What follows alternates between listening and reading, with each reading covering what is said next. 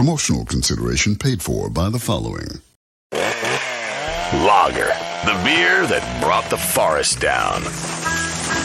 I drive an exotic imported sports car. I eat exotic foreign food like frankfurters and pizza. But when it comes to numbing my mind, I'm a patriot. I drink the beer that brought the forest down. I'm a lager man. And with the new 80-bottle trunk pack, you've got enough for the evening. Last night, I crapped in my bed and pissed in the closet. Hey, it's happy hour somewhere. Lager brings out the patriot in you.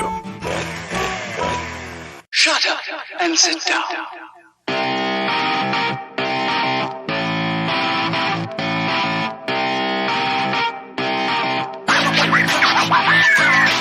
I want to welcome everyone to a brand new episode 342 of Third Shift.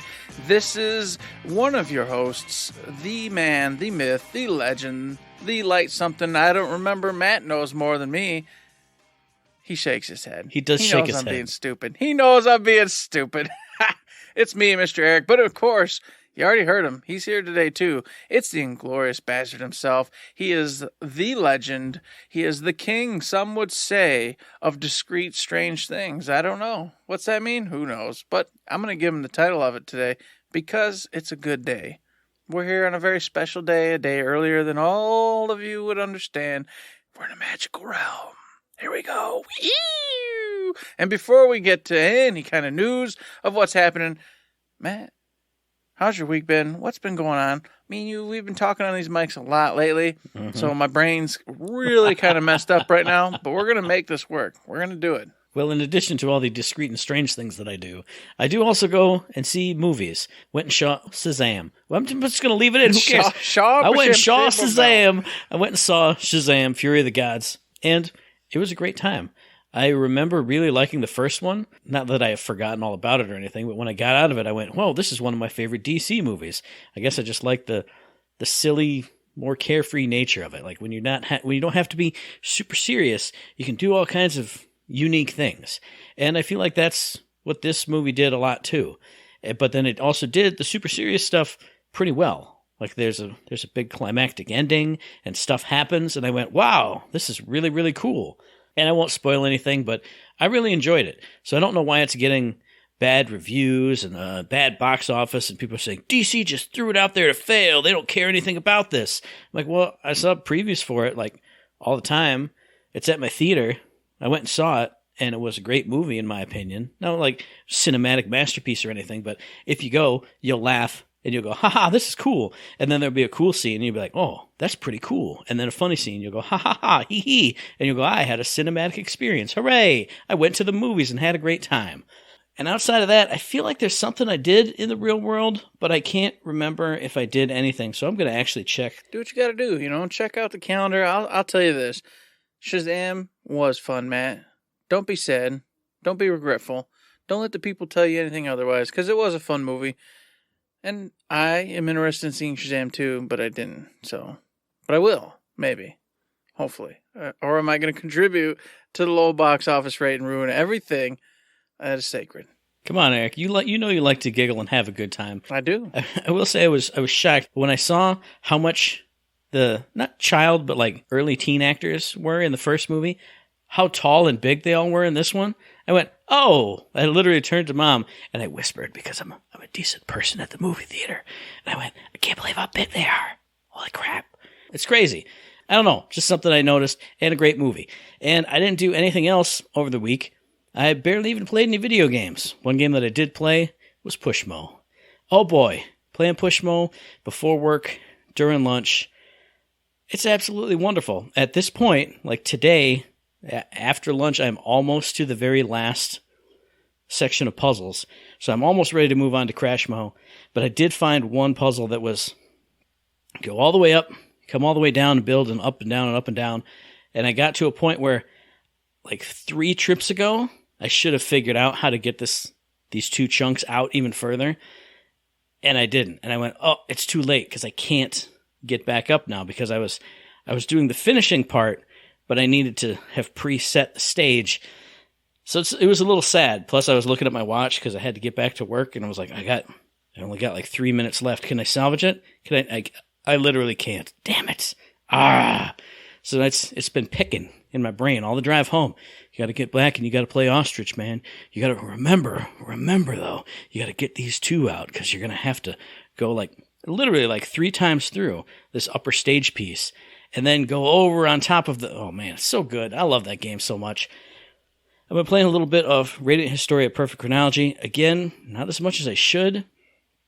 I mean, in my defense, over the weekend, I was downloading 3DS games nonstop, putting money on, getting stuff, having to close the shell so it would go and download and do all this stuff. So I have everything that I want, everything I wanted off of the shop, everything I need off the shop. So I'm ready to just hang out and play for realsy. I talked about it a lot on What You Playing Third Shift, so if you're interested in more thoughts on Radiant Historia Perfect Chronology, a game from 4 or 5 years ago, go check that out. It's great.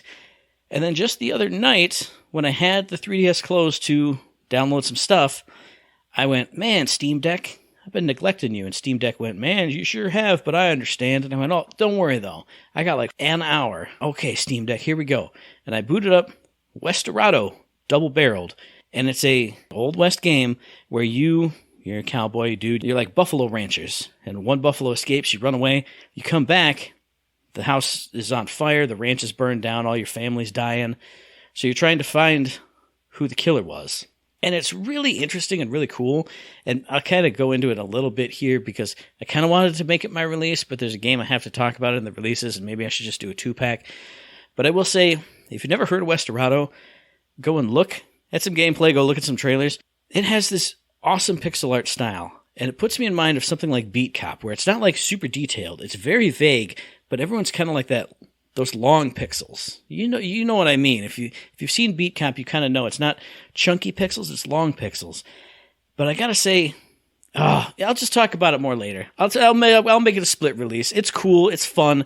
It was I got it for $2 on sale. I think it's maybe $10. So that I'll talk about more in the release section, so I don't just keep rambling on like a weirdo. Eric, what'd you do this week? Well, holy mackerels. As I said, we've been talking quite a bit the last few days. So I feel really strange because my week, all right, Destiny 2. Usuals. I already talked about it, though. So I kind of don't want to, expand upon it. So if you want to go What You Playing Third Shift, you can hear me talk about Destiny 2 and a little of my sadness over that. So if you want to know, go check it out. If you don't care, you don't care. You probably don't even want to hear me talk about Destiny 2 anyway. So anyways, Hogwarts Legacy. Guess what? We're still playing that. We're still rocking through that. Once again, I talked about this on What You Play Third Shift. I did all this already, Matt. It's hard to, I don't want to talk about it again because I already did it over there. So if you're a patron over on Patreon, you get to hear all about it. If you're not, let me just say, I'm still cruising. I'm still wrapping it up. Those quests are awesome. The decisions and things they have you do, fantastic. That game is really good. And it deserves the accolades and it deserves the attention and the peeps that are playing it. It 100% did what it needed to do to be an awesome game. So good on you, Avalanche, etc. You guys are doing great. Now, here's where I will go. All right, Wild Hearts, played some more of that. Once again, already talked about it. Can't wait to get in there and play some more. It's Monster Hunter, but a different vibe. You guys know the drill. But Diablo 4 beta. All right. I won't go crazy. I can't because once again, Matt, I already talked about it. I gushed all about it and did all the things on the What You Playing. But I got to talk about it at least in a different way here. And that is the beta came out. It was a 2-week beta. Played it the week before. All right, and got to talk about it. And then I got to play it on the open beta this weekend, did the Necromancer. And I love both the Sorceress, whatever you want to call, whichever way you go, and the Necromancer. Both have been so much fun. And I gushed on and on about both on the What You're Playing. But I will say, with the Necromancer this weekend, had a great time with this particular class. So many variants, so much to do, so many ways to customize your particular build. And even in the beta, they were offering so many different kind of legendary variants with, different stats that you could go farm and farm and farm and farm. I think overall, they did just a fantastic job in this beta of giving you a taste of what Diablo is all about, which is even though you may have gotten a legendary chest piece that gives you even the stat you wanted, say you wanted a Bone Spear, it gave you that. But guess what? As I always tell Matt, well, you know what? There's variance on the percentages it can give you now. So it gave you a 13.37%. That's great, but you know what? 15's the top. so you can still go back and farm some more to get an even better percentage chance on that variant that you wanted out of that legendary. But of course, that legendary has a chance to do this and this and this, and there's also base stats you got to worry about. It let you see all that. It let you get a taste of what that means and how that works. And I think that's awesome. So for newcomers, or just hearing the hype from Diablo 3, 2, and 1, and so on, coming in, I think this beta did a really good job of kind of teasing them as to what this game's all about and what it means to play Diablo and what you're in for. If this is the type of thing you like, going into these dungeons and just playing them time and time and time again, trying to get that one perfect roll on that perfect piece to slot in and just know you did it and feel good about yourself in that particular build. They did it. They did that really well. It was a great time. The story so far, really good. I love how in Diablo 3, it tried to tie you in as a very important character. Like, you're a Nephilim. You're this, the rare breed of angels, humans, measuring up together, becoming one of the most powerful entities that can beat demons, beat the angels, etc., etc. This time around, the story may change, don't get me wrong, but right now, you're just an adventurer. And you were just out and about, and you happened upon a village, and then events took place that forced you into these different scenarios, and off you go on an adventure. You're prophesized this or that. You're not meeting characters of old that help you instantly and do things. It just feels fresh. It feels like kind of like a new chapter opening up. And I'm sure we're going to see a lot of the old tropes, like Diablo's going to appear. I already saw a butcher come in as like a rare spawn in a dungeon. You'll get that stuff, but I feel like this time around they're trying to tell a tale. They're trying to do something new and get you some new experiences in the Diablo universe. And I'm there for it. I can't wait to see what they've got in store for us. I'm very sad, though, because with these betas all over, the game's got months before release. So you got that taste in your mouth, and it's over. It's gone. And I'm like, man, I just want more. I just want to play the game. Just let me have the game, and let's just do this. Unfortunately, I got to wait till summertime, which is June something or rather. I looked it up, forgot it. Doesn't matter. June's when it comes out officially. So keep a lookout for that. And then, lastly, man, I saw a movie. I did. Yeah, you know what I'm talking about. I went and saw John Wick 4. And it was awesome. It was awesome. Me and you talked about it quite a bit. If you loved the 3 previous titles, you're going to love this one. Something me and Matt talked about, it's been great, but there's kind of a staleness to it in the fighting scenes.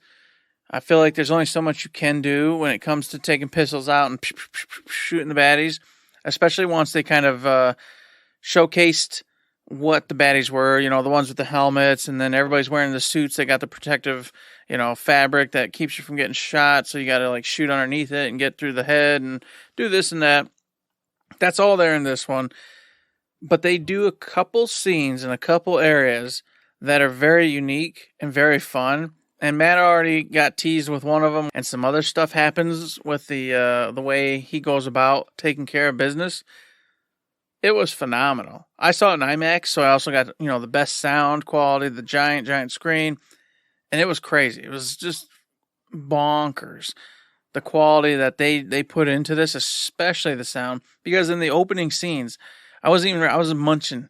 I had a boneless buffalo wings, man, with some ranch sauce. You know what I'm saying? And I was as the black came onto the screen, and then there's some things that happen in the blackness still, and I'm like, what? Just because of how crisp and how loud and how in your face the sound was before you even got to see what the hell was going on the screen. And that it was such a perfect way to get you into the movie, because it was just, oh yeah, that's what this show's about. Here we go. All right. Oh man, put these boneless buffalo wings down. We got to focus now. All right.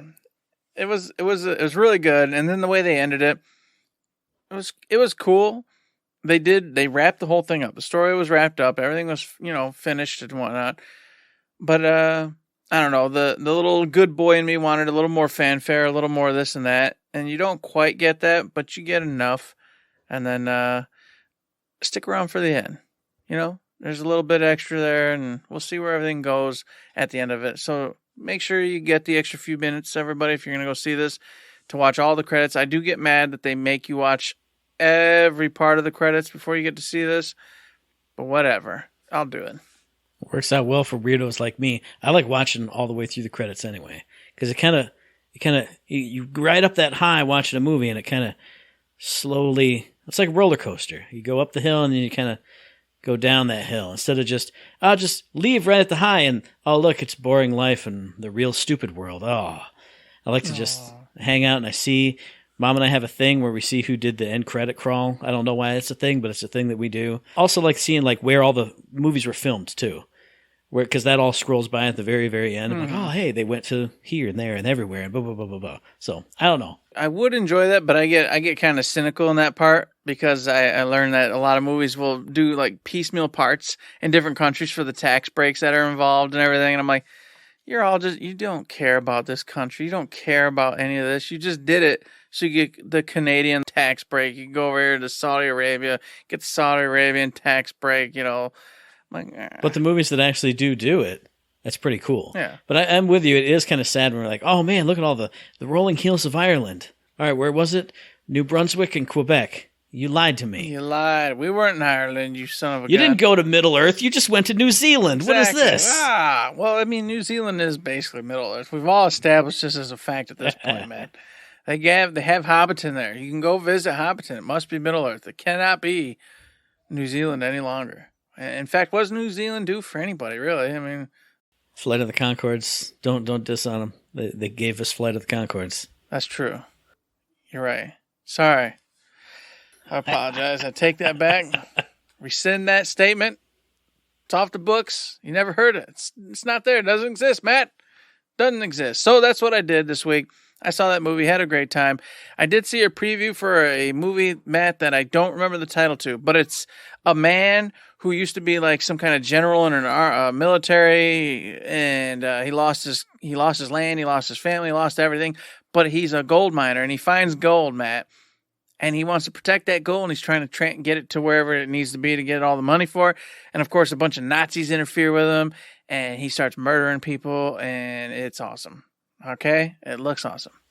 Speaking of awesome, but in a completely different way, have you seen that Barbie movie trailer? I have not.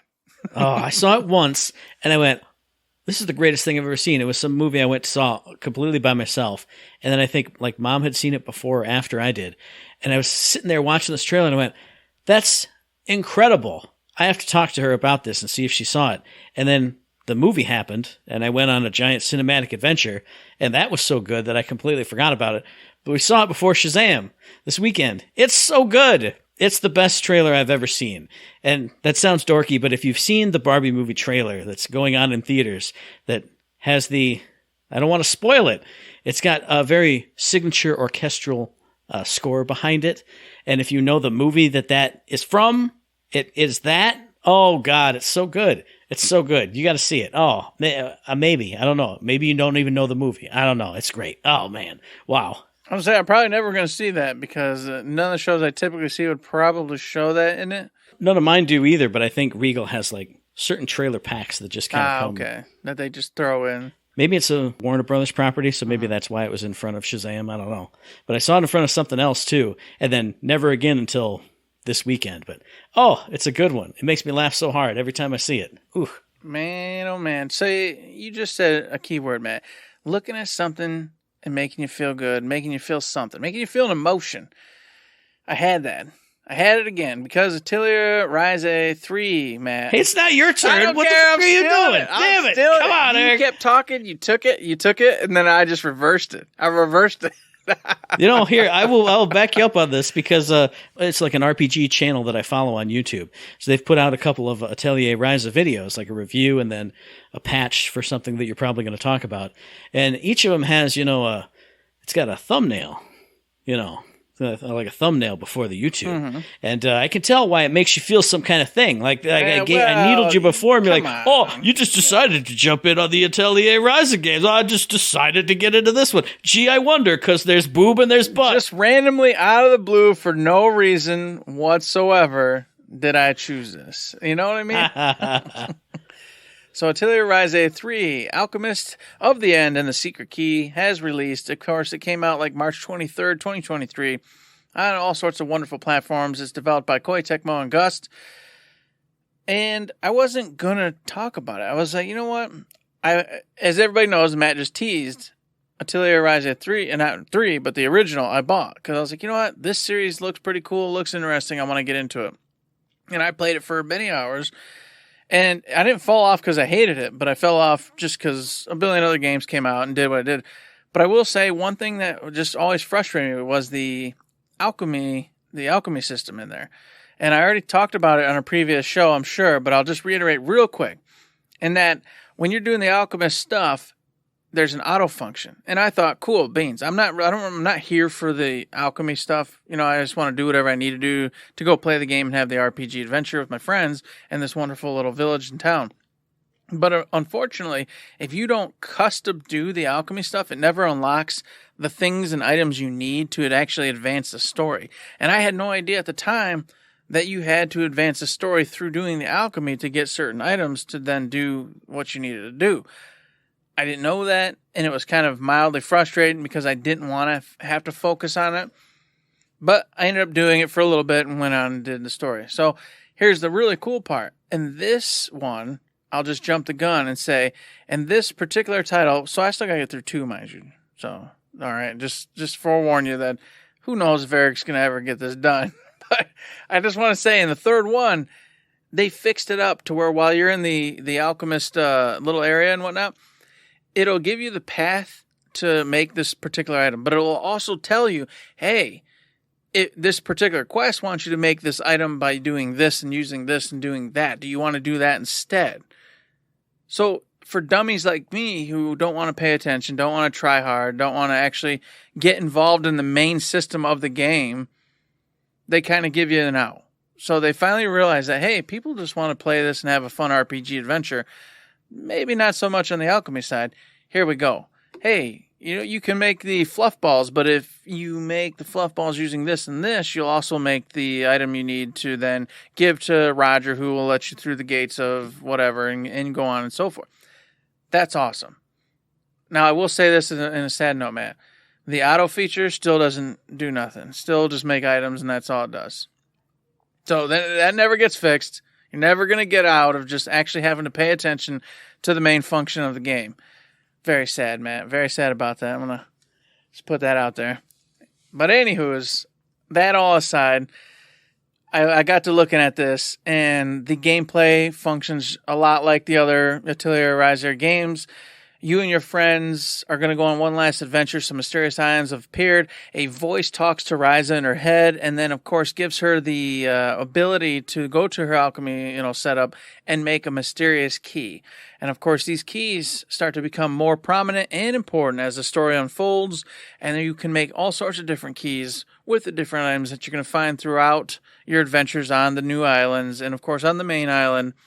And, of course, who knows what happens there. I'm not going to spoil it. I don't even know what the hell happens. I just know that the voice talking to you, telling you how to make this key, starts to make sense, and everything comes around on its own. It is still a very awesome old-school RPG. You're going to go into battle as one character at a time, while your other 2 characters will perform functions on their own, at your bequest. You'll be able to set up some basic functions as to what they're going to do. And then, of course, as with the first one, you will combo your attacks, your defenses, your skills, your spells off of what they're doing. And then at any time, you can switch between characters to pull their their moves off to then tie into your moves if that's what you want to do. But you can also just focus solely on one character when you're in combat and just do that if that's your gig as well. Now, the cool part here, and something I wish I could have kept going, was you've got all your friends from the one I was playing with you here in this one, plus a whole bunch of others. So your party from 1, 2, 3 apparently just keeps getting bigger and bigger and bigger, and the possibilities and the relationships and or combat groups you could put together, just awesome, just really cool. And it's nice to see like a happy RPG where throughout 3 different games you still have the same dimwits and dum-dums with you the whole time. Everybody's not dead and gone, and now you're just with these new characters for whatever godforsaken reason the story presents you. It's definitely more of a grounded story, inside this little universe, this little village and the outlying islands, and about Ryza and her friends growing up and figuring out who they are and what they want to be. I don't know. It's really cool, and it's kind of what got me into the first one. That feeling, and of course what Matt said, earlier on. I'm sure that maybe played a part, but we won't say anything about that. It's just, if you want a really cool RPG that's been around for a long time, has 3 awesome titles in it with a full wrap up, from what I hear anyway, in this third one, a full finale and ending to Ryza's story, go ahead. Go check out this fantastic title, because I think you may enjoy it. But if you don't like alchemy systems, maybe go look a little bit closer, because you do have to do it. You're not getting out of it. Just want to warn everybody, you're not getting out of it. So I'm not going to feel bad about having a retro release and a modern release here, because you took your turn out of turn. You cheated at this board game of podcasting. So I'm going to tell you more about Westerado Double Barreled. Again, it's developed by Ostrich Bandito. It's published by Adult Swim Games. This came out for PC and Xbox in 2015 and 2016. So again, I'm digging way back into the back catalog, because I did play it on my Steam Deck. Again, you start out as the son of a rancher family. You go to catch a runaway buffalo, come back home, the ranch is on fire, your family's dead. Your brother's kind of like last gasps of life, like, oh, brother, the guy who killed us, he had a, and he gives you some kind of clue about his clothing. He's got like a black hat on. For me, it was a medium brimmed hat on. And I went, oh, what am I supposed to do with that? You go the next screen over to your uncle's house. He goes, oh man, here, I'll teach you how to shoot a gun, teach you some other basics about tutorial stuff. And then you are off to the town. And it's your job to find out who killed your family, but you do that by completing side quests all around the town. You can go to the sheriff's office, you can go to the saloon, you can pick up these quests, and a lot of them are just silly things. You meet a lady in the street, and, oh, my husband's drunk at the bar and he won't leave, so please convince him to leave. And what's cool about some of these quests are, you can complete them just through dialogue, or, if it's clear out bandits out of the cave, you go shoot the bandits, you come back. But like for that lady's quest, he won't leave the bar, no matter what you tell him. But during every conversation, you have the option to draw your gun. So that's how you get him out of the bar, obviously. He sees you're serious. Some conversations you have, you can interrupt him and make him go a different way by drawing your gun. Or you can just draw your gun and do the next thing that you do and shoot the guys. And, you can play this as nice or as evil as you want. But the kicker of it is, all these side quests you do, or at least most of them, when you get to the end, they'll go, oh, hey, I heard you're looking for a guy, or maybe some weird guy was talking about a ranch he burned down. Oh, yeah, he had a red bandana on. And so if you go into your journal, you kind of go over to this, basically it's like a little wanted poster of the character, and it slowly fills in with all these details that you get from your different quests until you have a literal pixel picture of this man, and you can find him in the world and go talk to him. Or if you've got your gun out and you're shooting around, he'll go, it's you finally found me, and run off, and then you do a whole boss fight and all this other stuff. But what's really cool about it is, each time you start a new game, that bad guy is completely randomized. So in this giant open world, essentially, that you're walking around in kind of top-down style, again, 2D pixel art, that guy could be anybody. And it was really cool for me because, he had a medium-sized hat, and then the next things I got was he had a blue coat and a blue shirt. And there were like 10 dudes with hats, with blue coats and blue shirts. And I was like, I go talk to each one of them. None of them seemed fishy. A couple of them even gave me quests, but I'm like, should I even be talking to you? Hey, hang on. Should I shoot him right now? Oh, the next one, he has a gold belt buckle. Oh, 4 of those guys don't have belt buckles. It's like playing Guess Who all over again. I just love that it's totally randomized. So you can go play through it again, and now he's got black pants and a white hat, whatever it is. So gameplay is a lot of fun, and I just love the randomization of it. I've only done one run through of it so far. I was amazed how cinematic this game is, because when you ride off to get that buffalo, at the very start of the game, you come riding back and the opening credits kind of come through, and it's 100% an old Western movie. Like, you get it's all pixel art, but you get like the scenic landscape, and you get the music in this game is incredible. Like the horns and the trumpets and all the Old West music style, the strings and everything. It is bumping. And I was playing it on my Steam Deck, so little tiny speakers right up to my face. I couldn't believe how well it sucked me in with a simple pixel art style, and it just gives you all that, like, this is an epic Western type of feel. So if you're interested in it, like I said, it's probably like $5 on sale on Steam, maybe $10 at the max. Go play Westerado Double Barreled, and if you're in the mood for a new game, for a game that released just a couple days ago on the 28th, developed by Free Lives, published by Devolver Digital, releasing for PC and mobile. Hey, Howard, I talked about a mobile game, kind of. It's Terra Nil. It's the game I've been talking about, where I don't know what the overall story is, if you're part of like a company that's doing this or what, but you go to decimated Earth. All the water's polluted, the land is rotted, there's no wildlife, there's no nothing. And it's your job to bring life back to Earth. And it starts out, I mean, it kind of doesn't really make sense, but you put up like wind turbines to get electricity. Off of those, you can put like water reclaimers or water filters or any other kinds of machines or buildings that kind of bring the water back, and then you can start bringing greenery back. And different types of buildings you can give you different types of greenery. Or, you know, if you build a lake here, then around that will be kind of like wetlands and this and that and the other thing.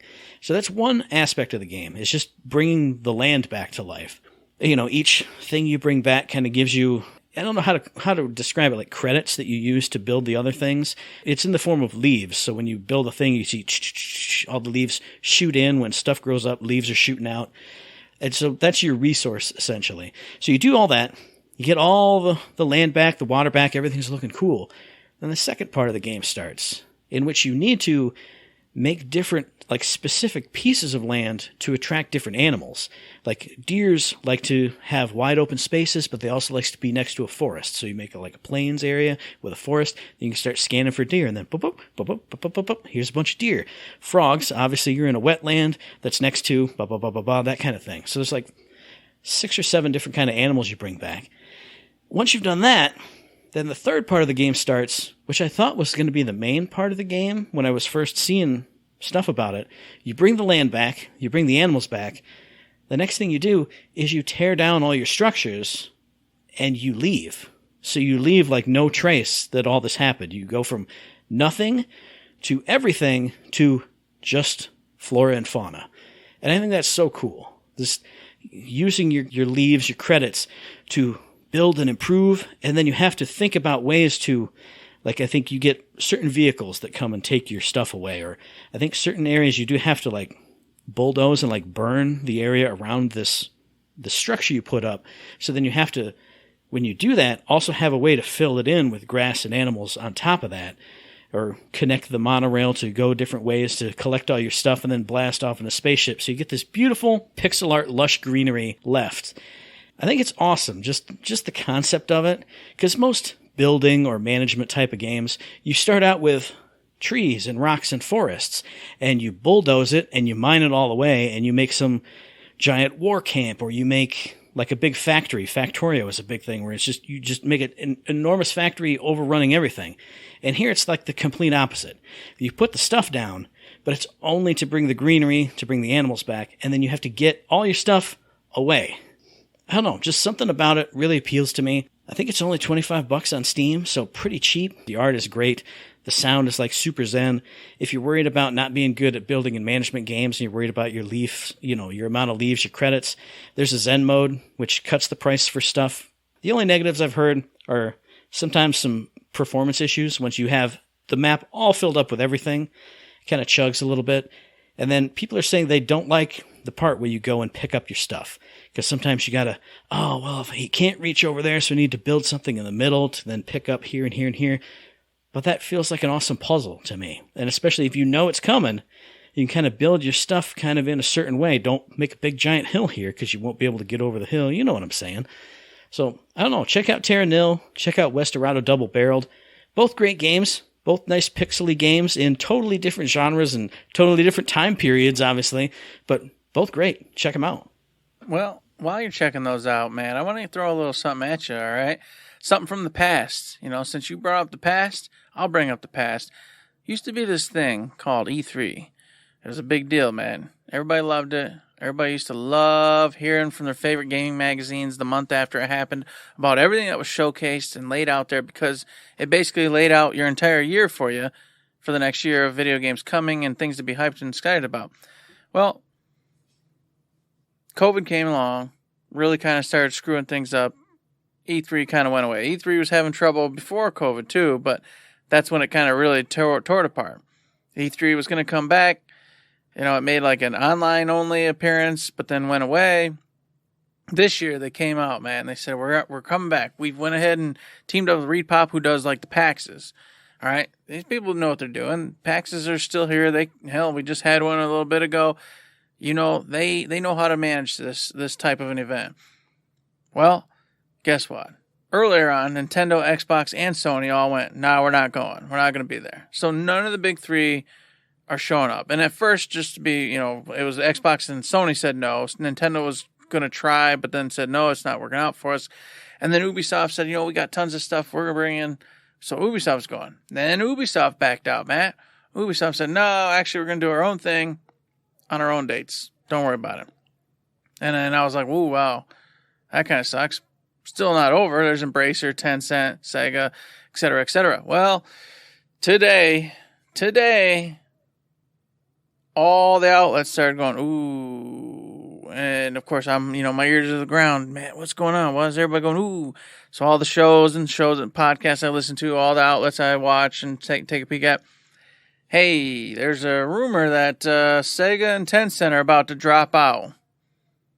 So, there you go. Tencent and now Sega are going to be dropping out of E3 this year. What the hell does that even mean, Matt? What does that mean? I mean, obviously, this ain't set in stone yet. But this is one of those cases, Matt, where it's not just one.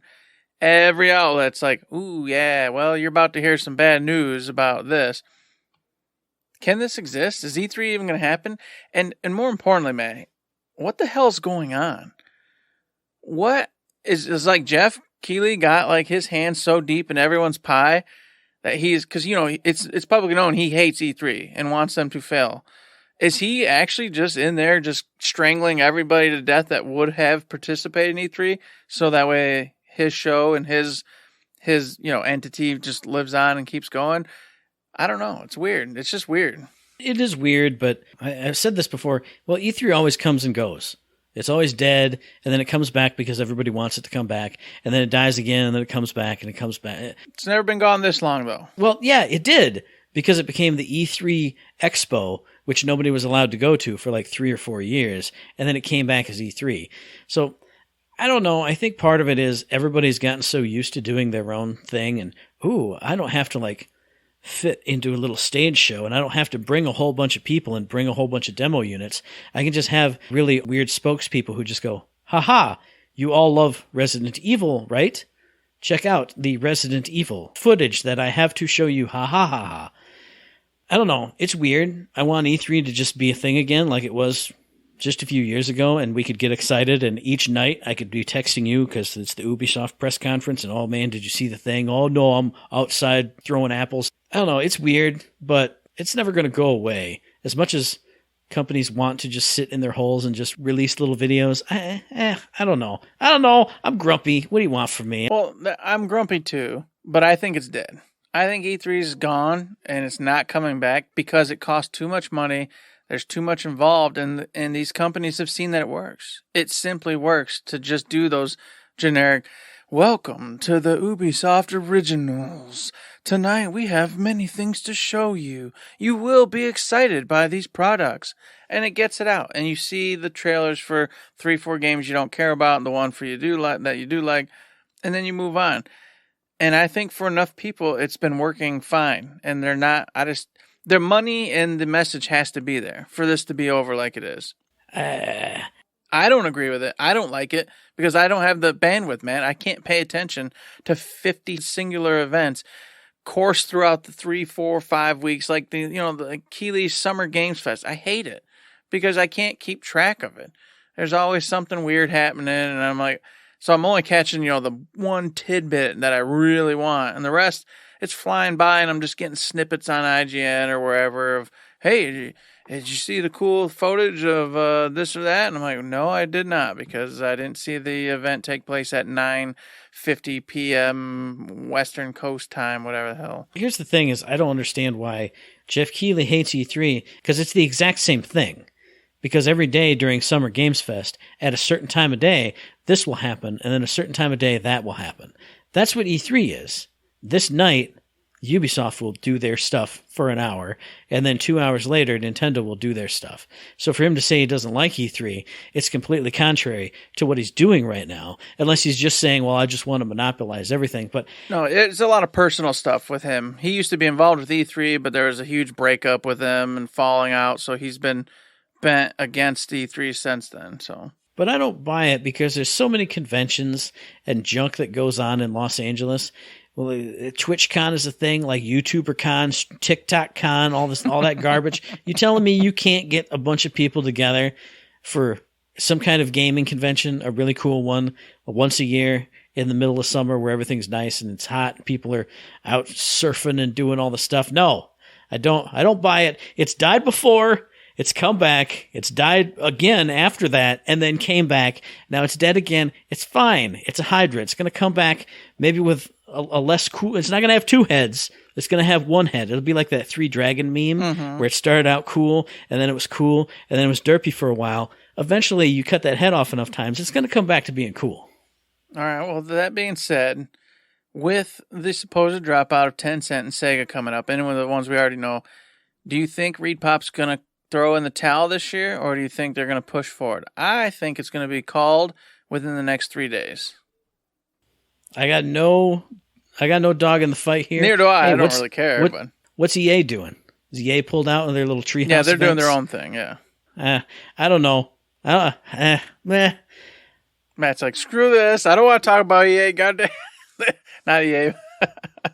I just keep looking at this. Oh, Tencent pulled out. Name one Tencent game, Eric. Can you name a Tencent game right off the top of your head right now? Who knows? No. See? Why are they news then? I don't like it. Tencent owns part of every gaming company that exists, pretty much. So, yeah, they're not important, but they are. You know what I mean? It's that stupid kind of company that it's just annoying. It's crazy. I thought at first it was Embracer pulling out, which is a big deal too, but also another one of those weird companies where you're like, oh, is it really important? But they do own like shares of everything and all sorts of stuff. So I don't know. I hear nothing but just the chaos of it, and it just bugs me.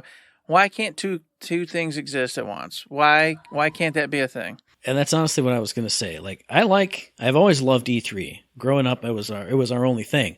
I also like Summer Games Fest. And I get it. When you want to be the top dog, you don't want any other dogs around. But you know what? If E3 is really good and Summer Games Fest sucked this year, then Summer Games Fest is going to step their game up. And maybe E3 is going to lack a little bit next year, so they're going to step their game up. This is how the world is supposed to work. Be. Yes. Instead of just, Summer Games Fest will just take over. All right, well, you have no push to be better. And it's never been bad. I'm not trying to say that. I'm not trying to say Jeff Keighley's a slacker or anything. But when there's only one option, then if that option slips or kind of falls off, well, oh, great. Awesome, cool, thanks. Me, the consumer, I really love it. I guess we're happy with this C+ performance. That's exactly, yeah. All right, that's what we got. I mean, there it is. That's all we're getting, so... Why can't we just have both? Por qué no los dos? That little Mexican girl from the old El Paso commercials, she knows what she's talking about. She does. So here's the hoping. A miracle happens, everything pulls through, and it's all well. It just doesn't look good for at least this year. Hopefully Matt's right, and something can be worked out. But it just feels strange. I feel like this is a story, Matt, and in closing this, I feel like this is a story we'll see someday. Because I feel like there's some kind of internal stuff happening that, of course, is in a whole nother tree and a whole nother state that me and you don't get to see, obviously. There's some battling going on. There's something going on there, and I would love to know in the future, someday, what the hell happened, who was fighting who was arguing this, who was pulling strings and getting companies to bow out and come over here instead and do that instead. It's just crazy to me. So, just something I wanted to bring up. If you want to know more, go check it out. It's all over the different big video game sites. You can see what the rumors say and what the official statements are and all that. We just wanted to bring it up so you at least know about it. It's something I wanted to bring up so everybody knows about it. And there's not much really to say on it, but I was browsing the video game news last night. I was like, man, what could be going on in the world of video games? And every single site I hit said, hey, you know that Dolphin emulator? And I went, yes, I do know the Dolphin emulator. They said it's officially coming to Steam. And I thought this was surprising, but also not, because the Steam Deck, I've got it. Apparently, it's the emulation god. You can jailbreak it, you can homebrew it, you can download emulators, and they're totally cool with it. But to have an actual GameCube and Wii emulator literally going to be released on Steam. Like, if you have Steam, you can use this. And it's obviously, it's going to work well because you have your Steam on your computer, your Steam Deck, or whatever. It just blows my mind that an emulator for past systems is going to be not even, I was going to say commercially released, but it's going into early access. And then once it becomes fully released, it will still stay free. Now, obviously, no ROMs, no games or anything are going to come with it, so you have to legally dump your own games that you have possession of via your computer, and you can hook up your GameCube disc and all that stuff that I have to legally say. But it just blows my mind that instead of going on, whereiscracked.net, you can just go to Steam, soon, eventually, and just download an emulator, and bam, there it is. And it will fully function inside of Steam and have all the integrations and all the stuff that you could ever want with it. Just blows my mind, but it's also great because here's a way, and granted, how legal are emulators, but it's getting released on the biggest PC platform that there is. So it's like an unofficial way it's got to be mostly legal for us to purchase. I mean, you don't even have to purchase it. You just download get it. Obviously, the ROMs are still a thing, but just to be able to play on your PC, on your Steam Deck, GameCube and Wii games, kind of just like that.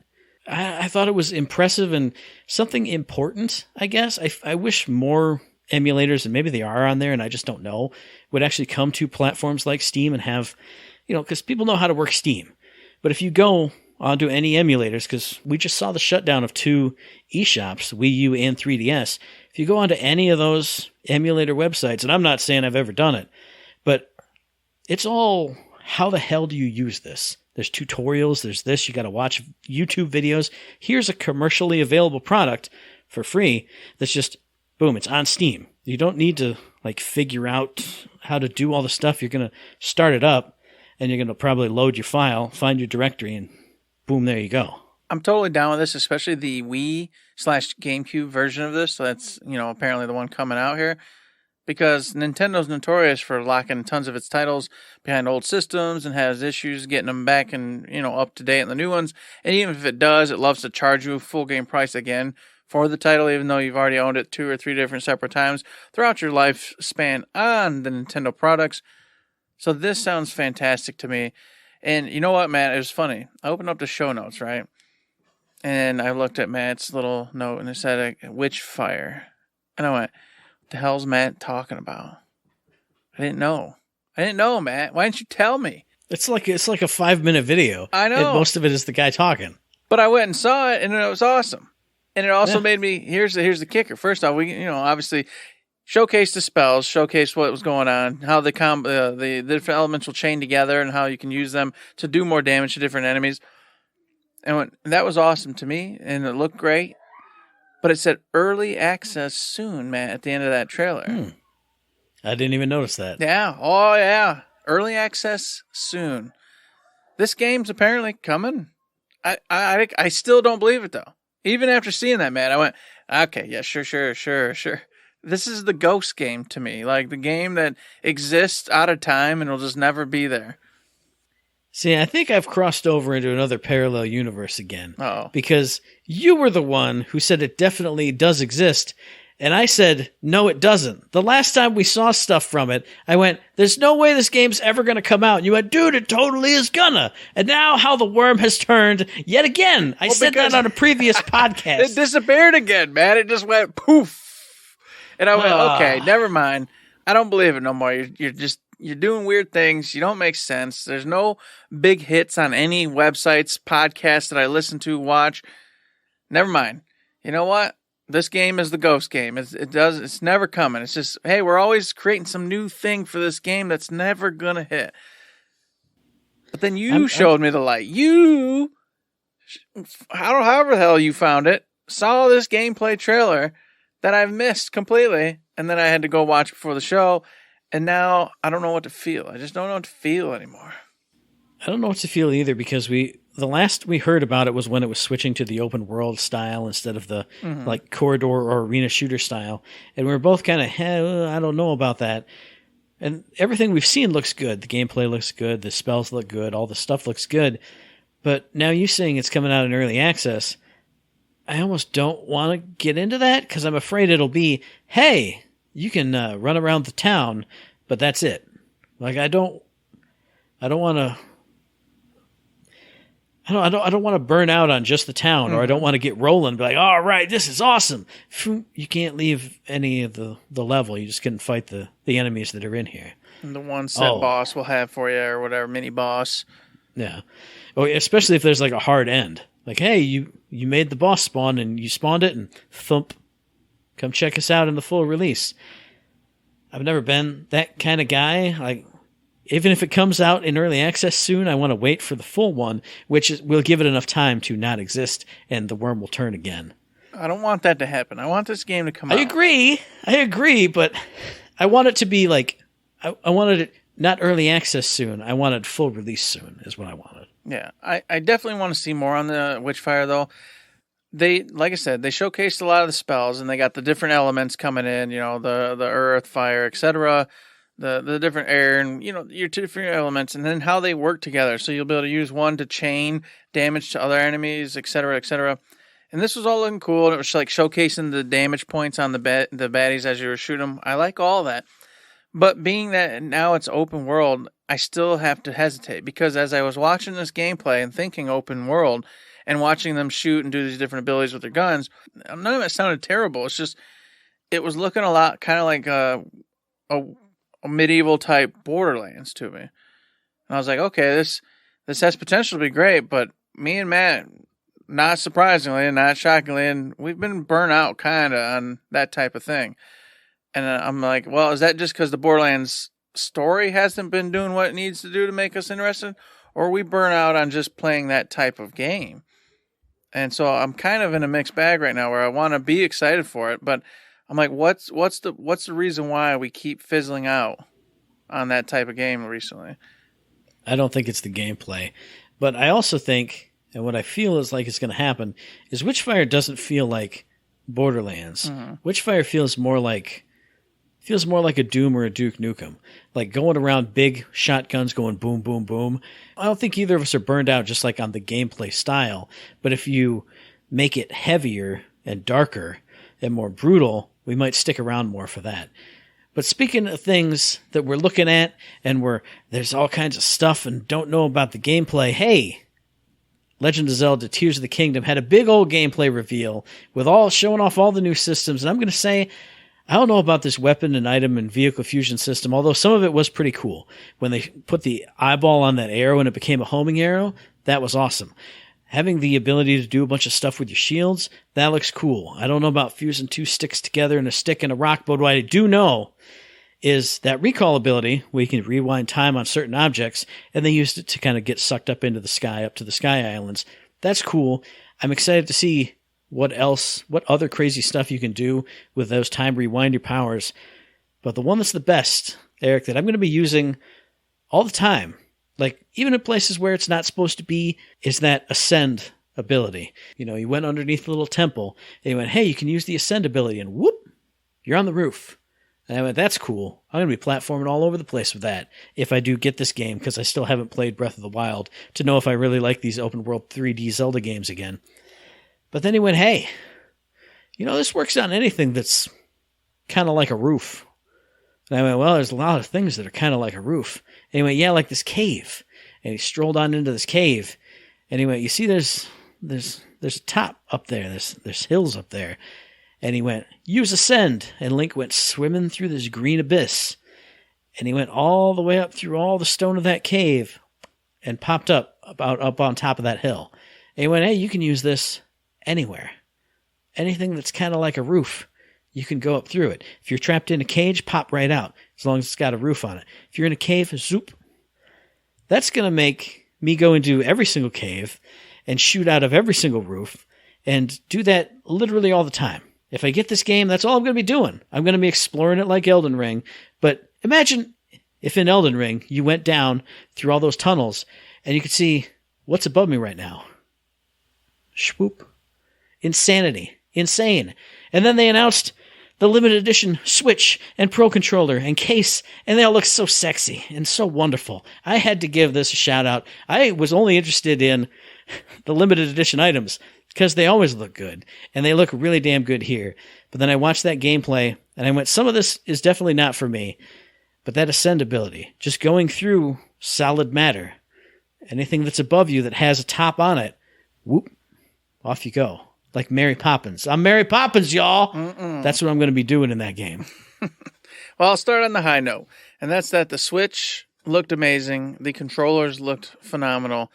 Instantly, I went, wow, those are gorgeous. Just the colors alone, let alone the decorative parts of it and all that. This game, though, it did what I wanted to do. This trailer made me never want to buy the game for every reason, period. So I feel better that I can just let Zelda go. It's over.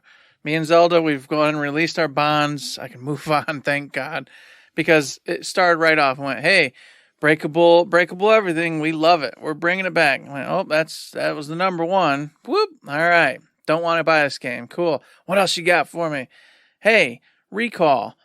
Oh, so I got to think about what I'm doing and then like drop the boulder here, then recall it so I can jump on it here to get back up. No, that's going to get way too complicated. Don't want to think about that. Oh, look, ascend. Oh, there's going to be these dungeons where you got to get in this particular tube and tunnel and get to this one particular spot. And then if you ascend, you're going to be able to get to the top of it, which will get you the key to the thing.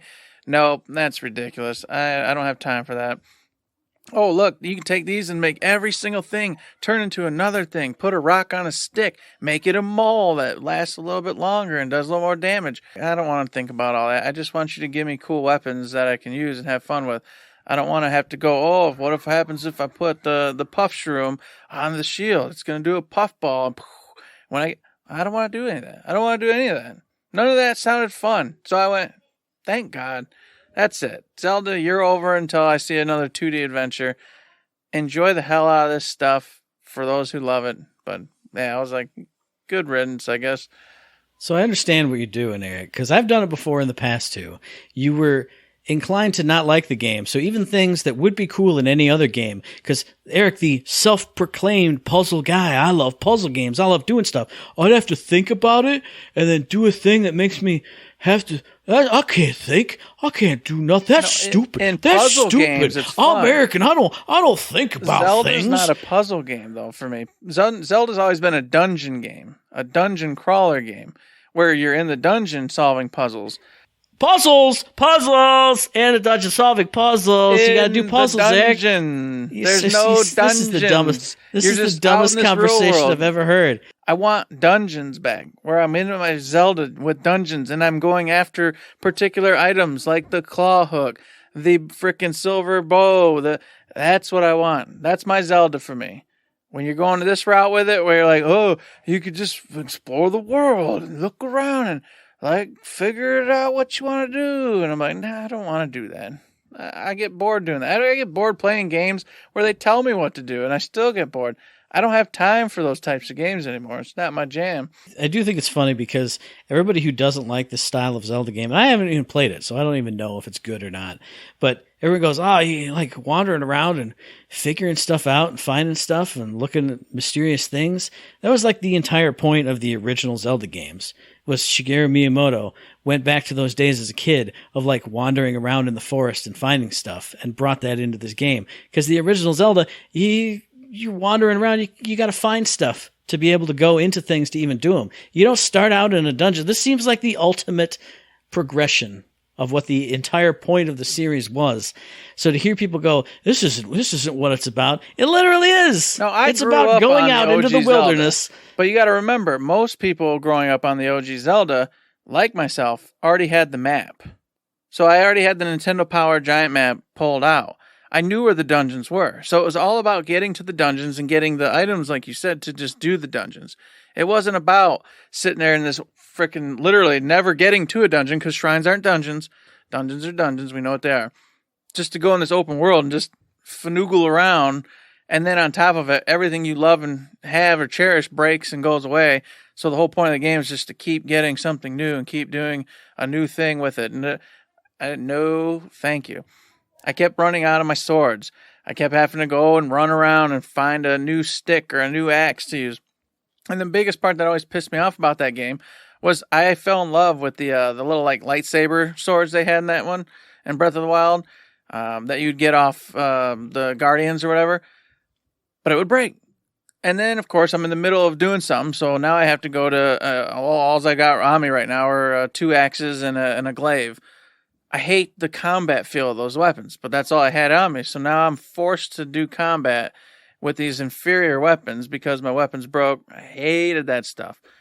You know, I think it's funny that the guy who loves to farm and farm and farm and farm and always find a new weapon and always do a thing is the guy who doesn't like to, have to gather up a bunch of weapons and, use new weapons because his old one went away. Farming is they're new. They got new stats on them. They're a little bit shinier. They might be more perfect for what I need for a build that is permanent, man. Permanent. How many times when you went farming did it take you to get that perfect thing?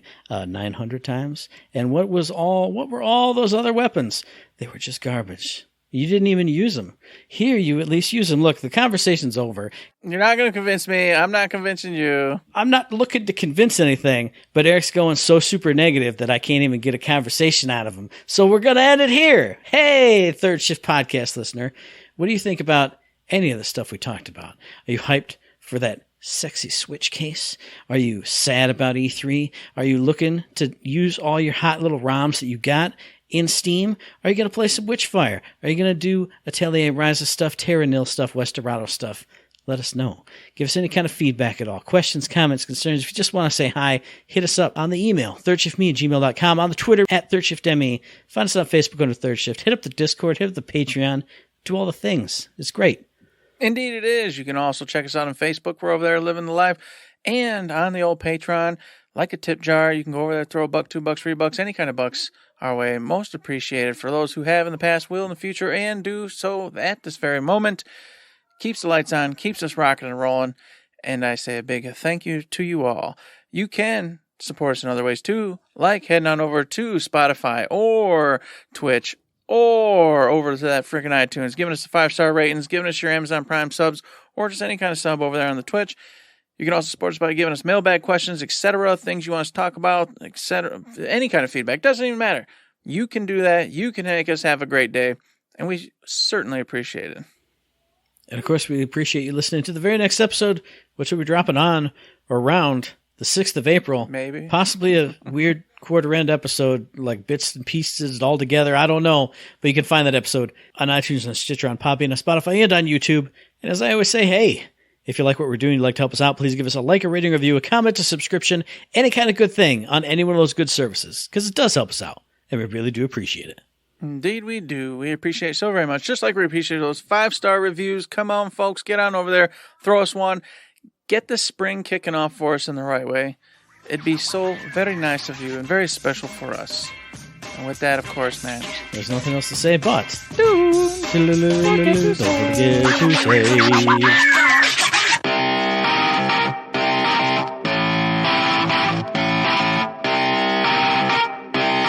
Shut up and sit down.